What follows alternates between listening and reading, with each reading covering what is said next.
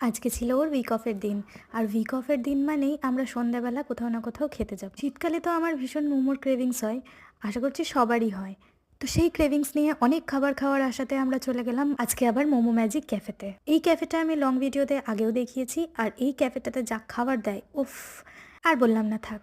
কি বলবো বুঝতে পারছিলাম না আসলে। তো এই অ্যাম্বিয়েন্সটা আমার ভীষণ পছন্দ। বসার জায়গা হয়তো বেশি নেই এখানে, মাত্র 10 জনেরই বসার জায়গা আছে।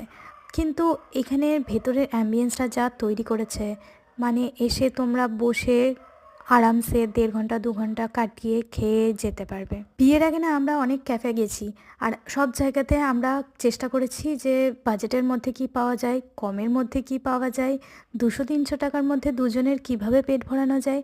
কিন্তু এখন টাকাটা না দেখলেও আমার মনে হয় তখন কিন্তু ব্যাপারটা আলাদাই ছিল। চলো, ভালো ভালো খাবার দিয়ে পেট পুজো করে আমরা বিল পে করে বেরিয়ে পড়লাম আবার বাড়ির উদ্দেশ্যে।